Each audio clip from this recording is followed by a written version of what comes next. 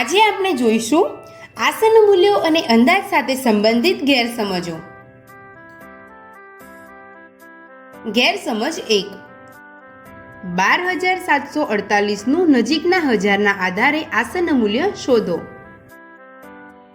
ઘણીવાર એવી સમજ થઈ જાય છે કે હજારના સ્થાન સુધી જવા હંમેશા એકમ, દશક અને 100 ના સ્થાન પર શૂન્ય મૂકવામાં આવે છે. આ ખોટી સમજ છે.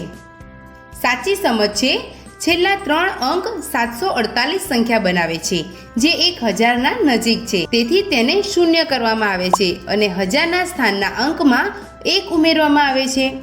અહીં એક બીજી ભૂલ પણ થઈ જાય છે કે છેલ્લા 3 અંકોને શૂન્ય કરવામાં આવે છે, પરંતુ હજારના સ્થાનના અંકમાં 1 ઉમેરવામાં આવતો નથી. આવી રીતે ક્યારેક હજારના સ્થાનનો અંક તો વધારાય છે, પરંતુ નાના સ્થાનના અંકોને શૂન્ય નથી કરવામાં આવતા. ગેરસમજ 2. 1487 નું હજારના આધારે આસન મૂલ્ય શોધો. ઘણી વખત એવી સમજ થઈ જાય છે કે જવાબ મેળવવા માટે પહેલા નજીકના દશકના સ્થાનમાં આસન મૂલ્ય કરીએ, પછી 100માં, પછી 1000માં આસન મૂલ્ય કરીએ. આ ખોટી સમજ છે. સાચી સમજ છે જો છેલ્લા 3 અંક 1 થી 499 સુધીની સંખ્યા બનાવતા હોય તો તેને શૂન્ય કરવામાં આવે છે. આ સમજથી 487માં છેલ્લા 3 અંક સંખ્યા 487 બનાવે છે, જે શૂન્યની નજીક છે, તેથી તેમના સ્થાનોમાં શૂન્ય લખીને સાચો જવાબ મેળવી શકાય છે, 1000.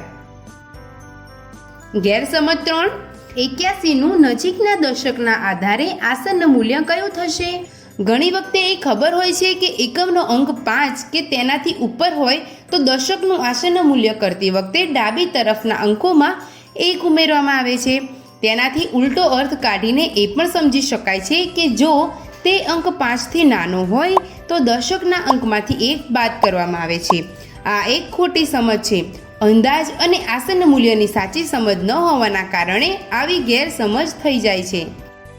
સાચી સમજ છે જો અંક 5 થી નાનો હોય તો એકમનો અંક શૂન્ય થઈ જાય છે અને દશકના અંકમાં કોઈ જ ફેરફાર થતો નથી, એટલે 80 સાચો જવાબ છે.